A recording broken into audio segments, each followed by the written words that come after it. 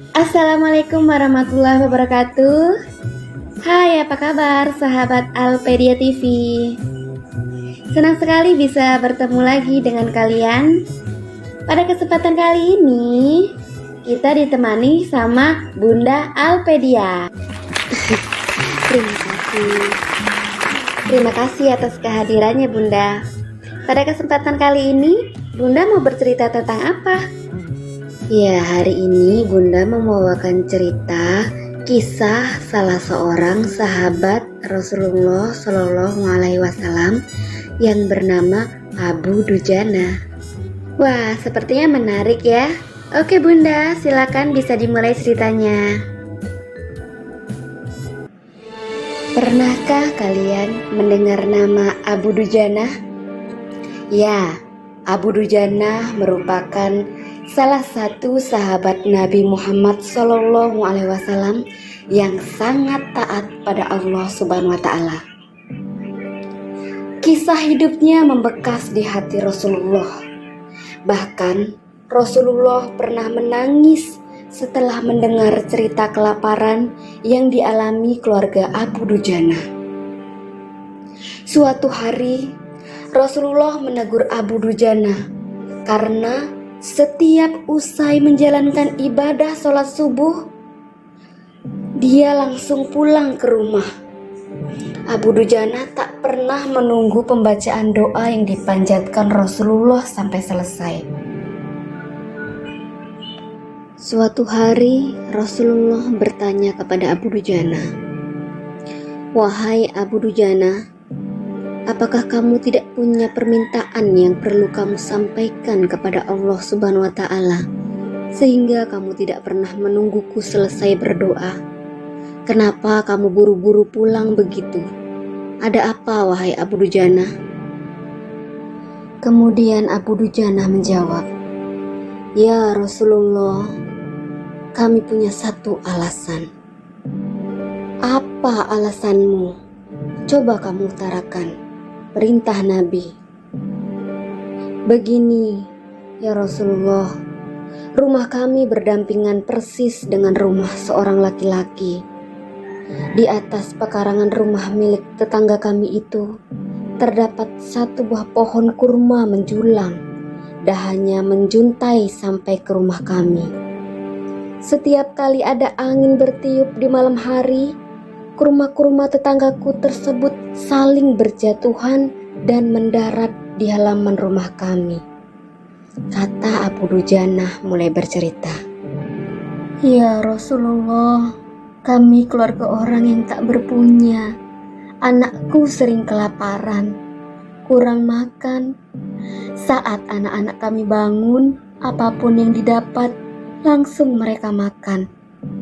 Oleh karena itu, setelah selesai sholat, kami bergegas segera pulang sebelum anak-anak kami tersebut terbangun dari tidurnya.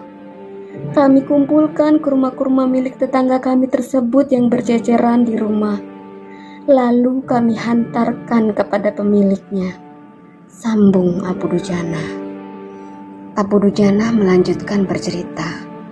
Suatu saat ia terlambat pulang ke rumah. Anaknya terbangun dan menemukan kurma tetangga yang jatuh dari pohonnya. Tak menunggu lama, sang anak langsung memakan kurma tersebut. Mata kepala saya sendiri menyaksikan ya Rasulullah. Tampak ia sedang mengunyah kurma basah dalam mulutnya. Ia habis memungut kurma yang telah jatuh di rumah kami semalam. Mengetahui itu, lalu jari-jari tangan kami masuk ke dalam mulut anakku itu ya Rasulullah. Kami keluarkan apapun yang ada di sana," jelasnya. Abu Dujana tak pernah membiarkan anaknya memakan kurma milik orang lain. Dia tak ingin makanan haram itu menyebabkan keluarganya mendapat siksaan pedih di akhirat kelak. Kami katakan, "Nak, janganlah kau permalukan ayahmu ini di akhirat kelak." Anakku menangis. Kedua pasang kelopak matanya mengalirkan air karena sangat kelaparan. "Wahai Rasulullah," kami katakan kembali kepada anakku itu, Hingga nyawamu lepas pun, aku tidak akan rela meninggalkan harta haram dalam perutmu.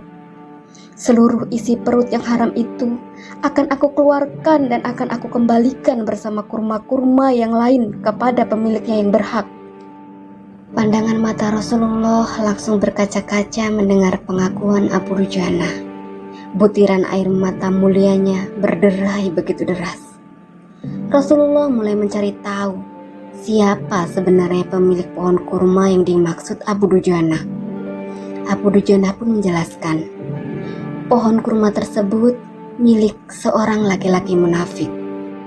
Tanpa basa-basi, Rasulullah mengundang pemilik pohon kurma tersebut. Rasulullah menawar pohon kurma dengan harga yang sangat tinggi. Rasulullah berkata, "Bisa tidak jika saya mau membeli pohon kurma yang kamu miliki itu? Aku akan membelinya dengan 10 kali lipat dari pohon kurma itu sendiri. Pohonnya terbuat dari batu zamrud berwarna biru, disirami dengan emas merah, tangkainya dari mutiara putih. Di situ tersedia bidadari yang cantik jelita, sesuai dengan hitungan buah kurma yang ada," kata Rasulullah. Pria munafik itu lantas menjawab dengan tegas, "Saya tak pernah berdagang dengan memakai sistem jatuh tempo. Saya tidak mau menjual apapun kecuali dengan uang kontan dan tidak pakai janji kapan-kapan." Tiba-tiba Abu Bakar Asy-Siddiq datang. Ia menegaskan akan langsung melunasi pembayaran pohon kurma tersebut. "Ya sudah, aku akan beli dengan 10 kali lipat dari tumbuhan kurma milik kamu, yang jenisnya tidak ada di kota ini. Jelas lebih bagus dari jenis yang kamu punya," ujar Abu Bakar. Pria munafik terlihat sangat kegirangan. Dia akhirnya menyerahkan pohon kurma secara simbolis kepada Abu Bakar. Selanjutnya Abu Bakar menyerahkan pohon kurma kepada Abu Dujana. Rasulullah kemudian bersabda, "Wahai Abu Bakar, aku yang menanggung gantinya untukmu." Mendengar sabda Nabi ini, Abu Bakar gembira bukan main. Begitu pula Abu Dujana. Sedangkan si munafik berlalu. Dia berjalan mendatangi istrinya, lalu menyampaikan kisah yang baru saja terjadi. "Wahai istriku, tahukah kamu, aku telah mendapat untung banyak hari ini. Aku dapat 10 pohon kurma yang lebih bagus dari yang kita miliki. Padahal kurma yang aku jual itu masih tetap berada di pekarangan kita. Aku tetap yang akan memakannya lebih dahulu dan buah-buahannya pun tidak akan pernah aku berikan kepada tetangga kita itu sedikit pun," ucapnya. Malam harinya si munafik tertidur pulas. Dan keesokan harinya dia bangun, kemudian melihat pohon kurma sudah berpindah posisi. Kini berdiri di atas tanah milik Abu Dujana. Seolah-olah tak pernah sekalipun tampak pohon tersebut tumbuh di atas tanah si munafik. Tempat asal pohon itu tumbuh rata dengan tanah. Dia pun keheranan tiada tara. Demikianlah kisah Abu Dujana, sahabat Rasulullah, dan pohon kurma yang membuat Rasulullah menangis.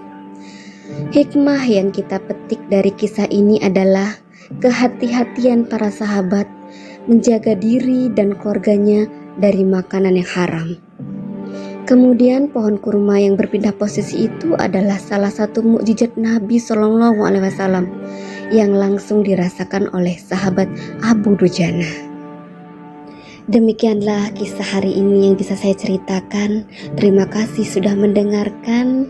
Semoga di lain waktu kita bisa bertemu lagi dengan kisah-kisah lain yang lebih menarik. Saya akhiri. Wassalamualaikum warahmatullahi wabarakatuh.